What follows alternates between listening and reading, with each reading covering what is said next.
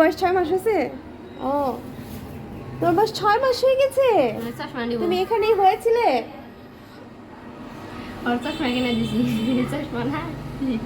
ও তো নরমাল হয়েছে আলহামদুলিল্লাহ। ও তো আমার কাছে হয়েছে না?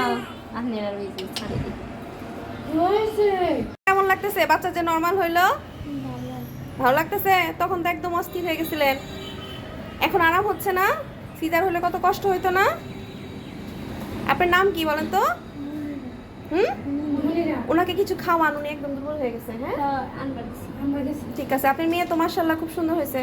আপনার হাজবেন্ডও কি অনেক সুন্দর? আচ্ছা, যাই হোক, এরকম ভুল করবেন না। আশেপাশে যদি বাড়ির কাউকে পান, তাদেরকে বলবেন আগে রক্ত পরীক্ষা করতে। হ্যাঁ, সব সময় চেক আপ করতে। এই শেষ সময় এসে চেক আপ না করলে খুব সমস্যা হয়। রক্ত যদি কম থাকতো কেমন হইতো? আপনার তো অনেক রক্ত ভাঙছে, বুঝেন না? ঠিক আছে।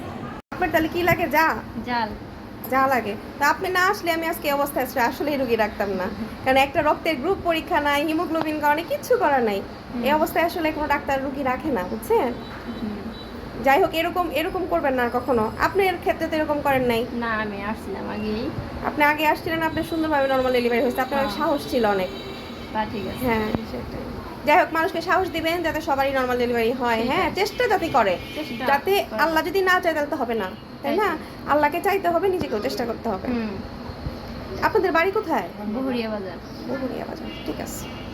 আসসালামু আলাইকুম, আশা করি সবাই ভালো আছেন, সুস্থ আছেন। আজকে আপনাদের সাথে একটা বিষয় নিয়ে শেয়ার করব, সেটা হচ্ছে আমার একটা পেশেন্টের ব্যাপারে। তো ওই পেশেন্টটা আজকে সকালে ভোরবেলায় হচ্ছে ব্যথা নিয়ে আসে। ব্যথা নিয়ে আসার পরে আলহামদুলিল্লাহ যে সকাল 9টার সময় ওনার একটা মেয়ে বাচ্চা ডেলিভারি হয়েছে।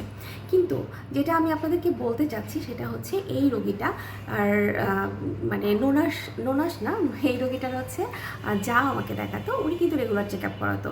কিন্তু আমার এই পুরাতন রোগীরই যা আজকে এসেছে, উনি কিন্তু কোনো চেক আপ করায়নি। ওনার রক্তে একটা গ্রুপিং করা ছিল না, একটা মানে হিমোগ্লোবিন করা ছিল না, ন্যূনতম যে যতটুকু চেক আপ করা দরকার ততটুকু করা ছিল না।